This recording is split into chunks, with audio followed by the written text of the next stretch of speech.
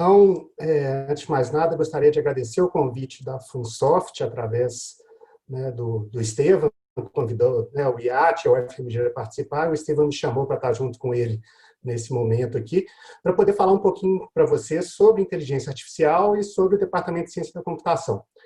E aí foi interessante que, né, quando eu estava conversando com a Isabela, né, na preparação para a minha palestra, isso trouxe, essa palestra aqui na Inforuso me trouxe várias memórias boas. A primeira delas é que eu já fui um empresário, né, e eu fui dos primeiros incubados na Insoft lá em 96. Eu era um dos sócios da Easy Systems Informática. Na época a gente estava desenvolvendo software multimídia. E a minha turma, eu formei em 93 em Ciência da Computação no FMG, e a minha turma foi meio cobaia do Fernando Dolabella com os cursos de empreendedorismo dele. E aí, com isso, o Fernando falava que ia inocular o vírus do empreendedor em todos nós, e com isso, assim, surgiu da minha turma umas 5 empresas, né? A minha foi uma delas.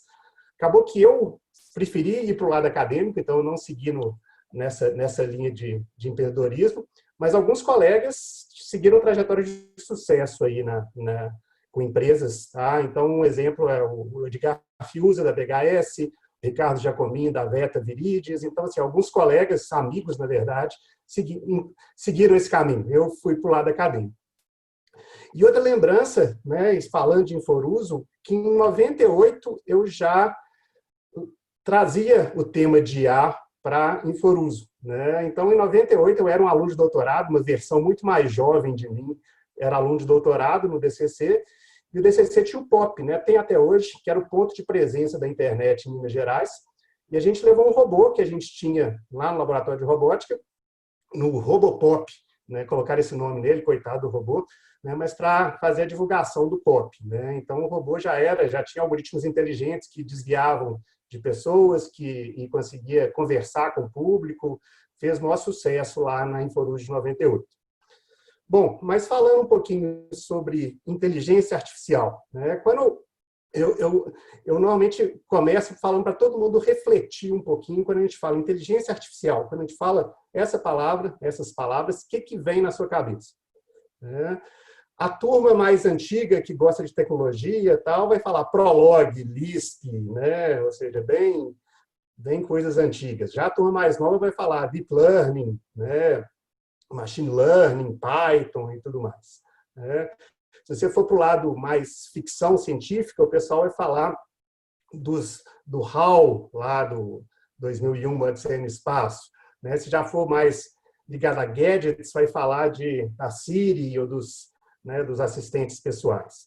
Bom, quando eu ouço a palavra inteligência artificial, a primeira coisa que me vem na cabeça são os robôs inteligentes lá do R2-D2, C3PO, da Guerra nas Estrelas. Né? Esses robôs eram capazes de fazer diversos tipos de tarefa de forma inteligente, até superior à do ser humano, né? Resolver problemas, caminhar, dialogar, interagir e tudo mais. Né?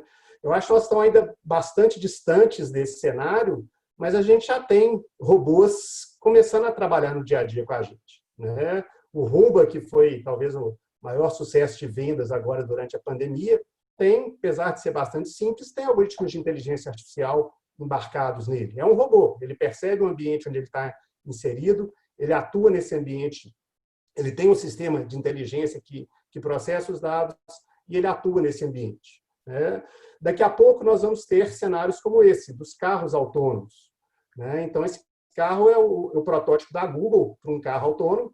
Né? Se vocês olharem em cima do carro, aquele sensor, né, que parece uma sirene ali, na verdade é um sensor laser que tem que processar, ele captura informações como essa que vocês estão vendo aí na tela embaixo. Ou seja, é muita informação, é muito dado simultâneo, em tempo real, e o carro e o sistema de IA desse carro tem que ser inteligente o suficiente para processar todos esses dados e conseguir dirigir o carro de forma segura. Então, é um grande desafio que nós aos poucos estamos chegando lá. Né? Mas, além da robótica, eu acho que a IA hoje está presente nos mais diversos ramos, nos mais diversos temas, né? Que eu coloquei só alguns exemplos, se eu fosse colocar mais, nem ia caber no slide. A gente tem, né, os trader bots na Bolsa de Valores, fazendo, né, o high frequency trading, ou seja, hoje em dia não tem mais aquela coisa de você ficar lá, compra e vende a ação. Vai ter um software fazendo isso para você e muitas vezes usando sistemas inteligentes, né? Os bots do Twitter postando mensagens, postando fake news, né? Fazendo todo o estardalhaço que a gente tem visto por aí. Os sistemas de recomendação, como o sistema da Netflix, que vai tentando conhecer o usuário e propondo, né, quais filmes mais se encaixam para aquele usuário. À direita, a gente tem, né, o assistente pessoal da Google, você tem os assistentes pessoais da Apple, da Microsoft, todos tentando, né, ser um companheiro, ser um assistente mesmo, e cada vez fazendo coisas mais impressionantes no auxílio às pessoas. Sistemas, né, de visão computacional, que hoje talvez é a área que está mais evoluindo e mais dependendo de sistemas de IA, né, que você consegue fazer reconhecimento de objetos, reconhecimento de face e vários outros tipos de coisa. E os jogos digitais, que é uma área que eu gosto e eu trabalho, né, ou seja, sistemas de IA para jogos que conseguem derrotar os seres humanos nos jogos mais complexos, hoje em dia já é uma coisa comum, né? Agora, por que a inteligência artificial está nesse hype todo? O que aconteceu, né? Que tempestade perfeita que a gente está vivendo que levou a todos esses desenvolvimentos na inteligência artificial? Bom, são 3 pontos principais, né? Primeiro, a gente está tendo uma quantidade massiva de dados que a gente nunca teve, né?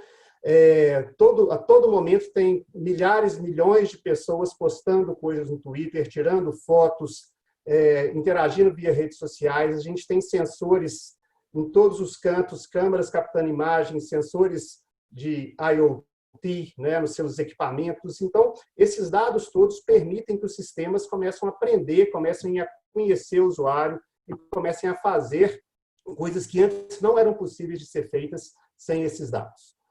Outra coisa que nós estamos vivendo é o aumento do poder computacional, né? Isso é uma tendência que sempre ocorreu, né? A lei de Moore, que a gente dobra a nossa capacidade de processamento a cada 1 ano e meio, 2 anos, continua valendo, né? Então, hoje em dia, o meu celular tem mais capacidade de processamento do que um computador, um supercomputador, talvez, da década de 90, né? Da década de 80, e por aí vai. Então, assim, com as GPUs, com os hardwares específicos para IA, a gente tem cada vez mais poder computacional para poder trabalhar.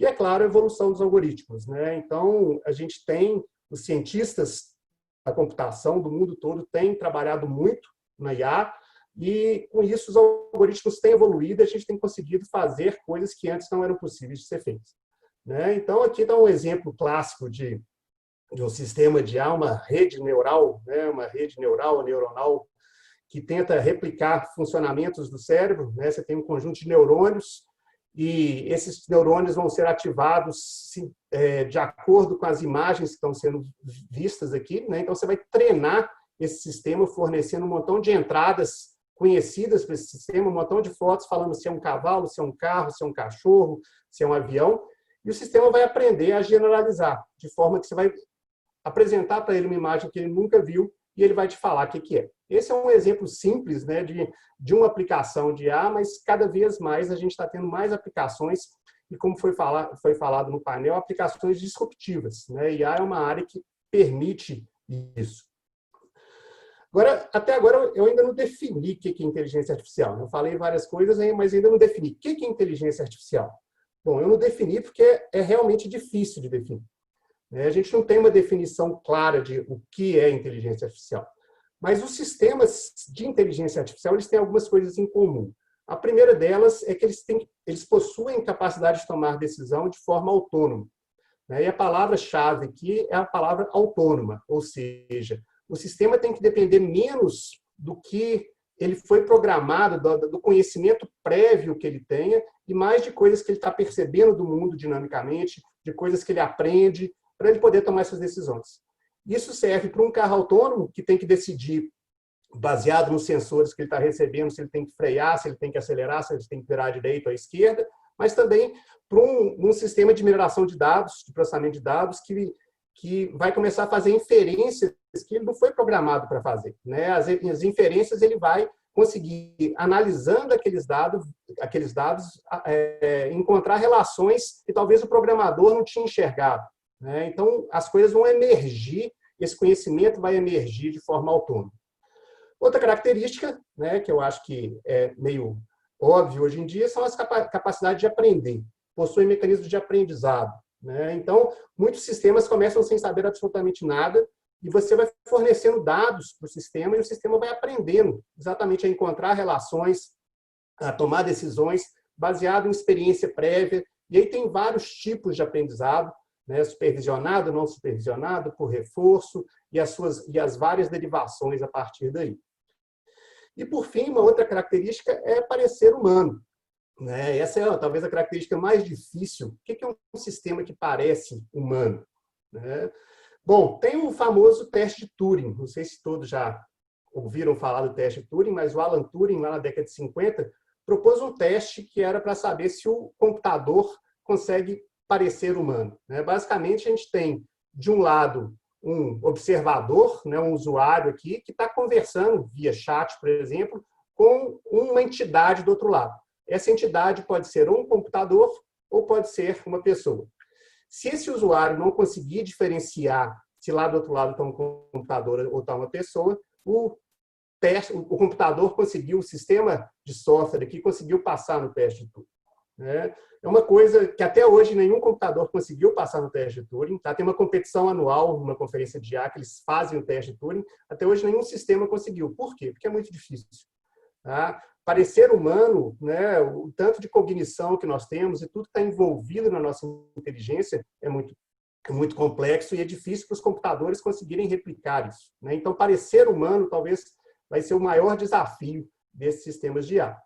Mas é interessante pensar que é o seguinte, a gente nunca nenhum computador passou no teste de Turing, mas nós humanos, o tempo todo, nós estamos sujeitos ao teste de Turing invertido, né? Talvez vocês não conheçam o teste de Turing invertido com esse nome, mas com certeza vocês já enfrentaram alguma situação dessa, né? O que é isso? O que são os CAPTCHAs? O CAPTCHA é exatamente você tendo que provar para o computador que você é um ser humano. Então, em teoria, o CAPTCHA é alguma, né, aparecem essas frases aí, essas letras cheias de rabiscos, que é uma tarefa que ainda é difícil para os computadores fazerem, que ainda é difícil para os sistemas de IA fazerem, e o ser humano consegue fazer. Se bem que tem vezes que é muito difícil, né? Nem o ser humano consegue passar num CAPTCHA. Mas a ideia é exatamente você provar que você é um ser humano para poder fazer algumas coisas, criar um e-mail, votar no Big Brother, fazer alguma coisa sem ser um bot. Ele não quer que um bot faça aquela tarefa, tem que ser o ser humano. E para isso a gente tem que passar no teste de Turing. E aí a gente tem, talvez, né, uma outra definição de inteligência artificial que é interessante, a gente falar da inteligência artificial fraca, do weak AI, versus a inteligência artificial forte, né, do strong AI, também chamado de inteligência artificial genérica. Bom, o weak AI é o que a gente tem hoje, ou seja, a gente tem IA, né, inteligência artificial, em aplicações bem específicas, né? Eu tenho um sistema que joga xadrez e é melhor do que o ser humano. Eu tenho um sistema que é capaz de detectar câncer de pele que já está superando os médicos, e assim vai. Ou seja, os computadores demonstram essa inteligência que é até superior aos seres humanos, mas em certas tarefas específicas que dependem de muito treinamento. Já o Strong AI, ou inteligência artificial genérica, é onde a gente quer chegar, talvez, né? Que é tentar replicar ou mesmo superar a inteligência dos seres humanos, fazer tudo o que a gente faz e talvez mais alguma coisa. Então, nesse caso, o computador vai ter que entender, vai ter que pensar, vai ter que ter cognição, e aí já entram várias questões filosóficas de o que é inteligência, o que faz a gente pensar do jeito que a gente pensa. Então, é muito complexo. A gente não sabe, assim, talvez a gente está ainda um bocado distante da inteligência artificial genérica, mas tem muita gente pesquisando e tem muita gente interessada nesse assunto. E talvez, né, se a inteligência artificial genérica for sendo desenvolvida, nós vamos chegar a algum momento, talvez, da singularidade, a famosa singularidade, né, que é esse evento que no futuro vai marcar a explosão da inteligência artificial e quando a inteligência das máquinas vai superar a inteligência dos seres humanos. E aí vai vir o Schwarzenegger lá do futuro para tentar matar os heróis lá da nossa revolução. Então, assim, são coisas interessantes para se pensar. E mais é interessante também a gente colocar um pouquinho o pé no freio, né? Então, depois de falar toda essa exuberância que vai acontecer, a gente tem que tomar um pouco de cuidado. Então, eu gosto muito desse artigo, né, por dois motivos. Primeiro, que ele é interessante, foi publicado na Communications da CM, e segundo, porque o autor foi meu orientador lá nos Estados Unidos. O professor Vijay Kumar, que é um dos caras mais top em robótica no mundo. E ele, nesse artigo, né, o artigo chama Irrational Exuberance and the Fate of Technology. Ele levanta alguns poréns, algumas coisas que a gente tem que começar a pensar, né? Por quê? Nós estamos vivendo um hype, né? A inteligência artificial, tem gente que acha que vai ser a solução de tudo. E a gente tem que tomar cuidado e ir dando os passos certos a cada momento.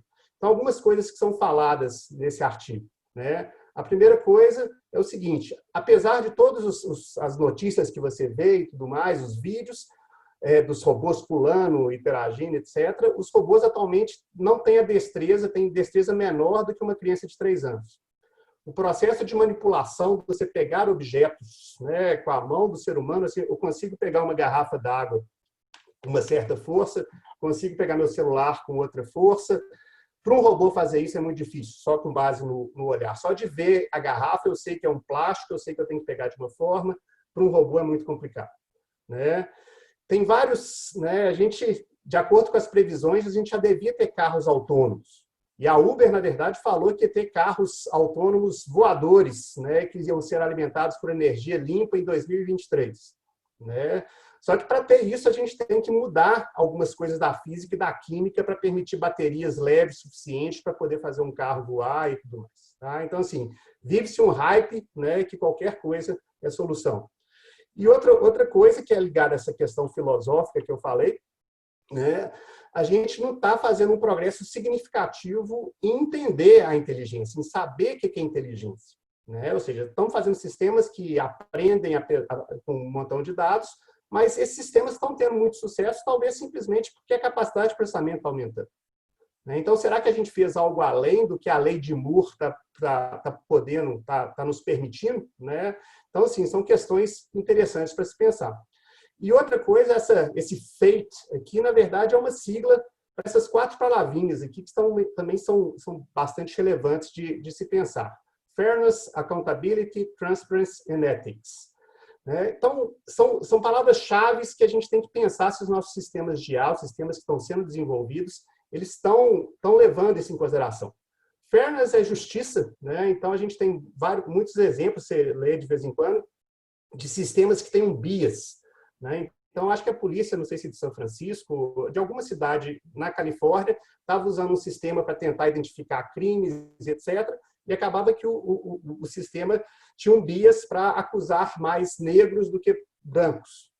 Né? Então, assim, o sistema tinha um bias, mas a nossa sociedade tem um bias, nossa sociedade tem esse problema também. Então, o sistema estava simplesmente representando os dados que foram treinados para ele. O sistema foi treinado dessa forma, então ele estava agindo dessa forma. Então, a gente tem que tomar cuidado se os sistemas de IA vão estar sendo treinados de forma justa. Né? A segunda palavra, accountability, né? O pessoal da direito que gosta, né, de direito que gosta muito disso, assim, de quem é a culpa? Né? O pessoal do direito eu participei de um painel lá na Escola de Direito, que a gente discutiu, né, direito e inteligência artificial. A filosofia do direito, você tem que ter um culpado, um sujeito para você pôr a culpa. Né? Agora, se um carro autônomo atropela alguém, de quem que é a culpa? Né? É de quem programou o sistema, de quem construiu, da montadora do carro, de quem fez um sensor, do pedestre que entrou na frente, igual já aconteceu recentemente. Né? Então, assim, vai ser uma discussão complicada de quem vai ser, cada vez mais que os sistemas vão estar sendo utilizados em situações críticas, de quem vai ser o sujeito aí para você trabalhar. Transparência, então você quer entender por que o sistema está tomando aquele tipo de decisão, e isso está cada vez mais difícil. Nos sistemas de antigamente, quando a gente tinha os sistemas baseados em regras, né, você tinha as regras específicas, você conseguia seguir e entender a sequência de raciocínio lá do seu sistema. Hoje, com as redes neurais profundas, você entra com um dado de um lado, ele sai com a resposta de outro, sem você saber o que aconteceu.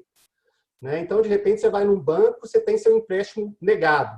Né? E não foi o gerente que decidiu, foi algum sistema de IA que pegou seus dados lá, seu crédito score, etc., para te falar se você vai poder receber um empréstimo ou não, né? E, por fim, ética, né? A gente quer, né, que engloba isso tudo, e a gente quer que os sistemas de IA sejam éticos e, né, a gente quer que o ser humano seja ético e também a gente quer que os sistemas de IA sejam éticos. Então, são alguns dos desafios que eu acho que a gente tem que enfrentar quando a gente começa a trabalhar com sistemas de IA. Bom, eu vou tentar, eu acho que o meu tempo já deve estar se expirando, mas falar rapidinho do Departamento de Ciência da Computação do FMG, tá? Abrir um parêntese e fazer talvez uma apresentação, talvez vários de vocês já conheçam, mas eu acho que nesse contexto é importante falar um pouquinho, tá? Nosso departamento ele já existe há mais de 40 anos, somos 62 professores, mais de 30 funcionários técnicos administrativos, com vários cursos de graduação e pós-graduação que a gente participa mais efetivamente. Mas eu acho que a parte que talvez é mais interessante aqui nesse contexto é todo o nosso histórico de parceria com empresas, né? Tanto em consultoria, em treinamento, pesquisa em desenvolvimento, startups.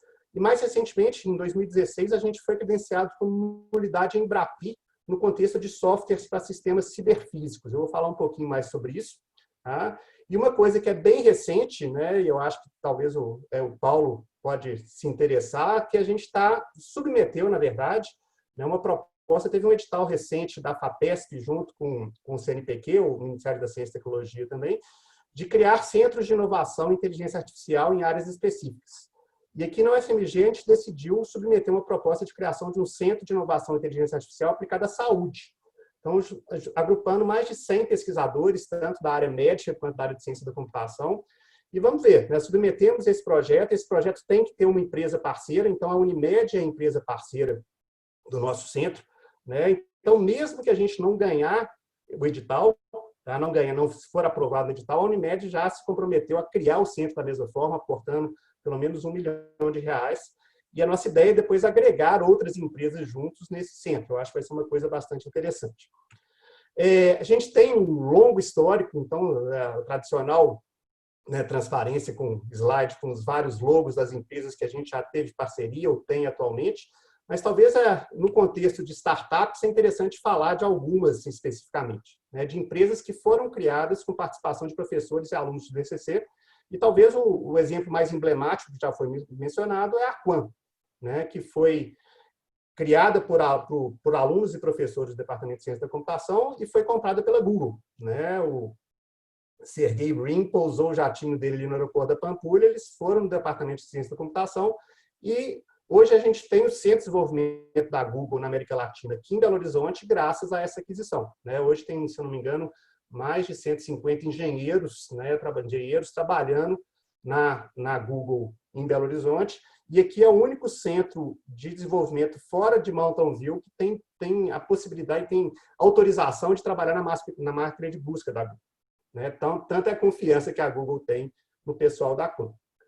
Falando rapidinho sobre a Embrapi, né? Não sei se todos vocês têm o conhecimento de o que é a Embrapi. Basicamente, a Embrapi é um programa do governo federal para incentivar a parceria entre indústria e universidades e centros de pesquisa. Então, no Brasil, tem mais de 40 unidades que são credenciadas como centros de pesquisa Embrapi, tá? E o Departamento de Ciência da Computação, aqui da UFMG, é um deles. E o que a Embrapi permite é você fazer projetos de inovação na indústria, onde parte do projeto vai ser financiado pelo governo, né? Então, o aporte da Embrapi é de até 1/3 do valor do projeto. É um projeto de inovação, você tem que submeter esse projeto em parceria com uma unidade Embrapi, ele tem que ser aprovado e, com isso, até 1/3 do valor do projeto é recurso do governo federal e recurso não reembolsado, né? Ou seja, é fundo perdido. E a parte da empresa mais a unidade Embrapi pode vir de outras formas, não precisa ser diretamente do bolso da empresa. Então, pode ser recurso próprio, pode ser várias linhas de financiamento, tá? Inclusive, para startups, tem uma linha junto ao Sebrae. Então, de vez em quando, é aberto editais do Sebrae. O Sebrae entra com parte do recurso, a empresa, startup ou microempresa, vai entrar com praticamente nada, só com a força de trabalho e o desejo de trabalhar, né? E nossa unidade Embrapi é na linha de sistemas ciberfísicos, né? O que é um sistema ciberfísico? Basicamente, o sistema ciberfísico abarca qualquer parte do processo entre coletar um dado, transformar esse dado em informação e transformar essa informação em conhecimento. Então, desde a ponta de redes de sensores, de processamento de linguagem natural, etc., que você adquire os dados, toda a parte de processamento desses dados, fazendo diversos tipos de análises e gerando, tá, que seja conhecimento, seja atuação, então a parte de robótica entra aqui também, e a gente tem no departamento professores com expertise em todas essas áreas.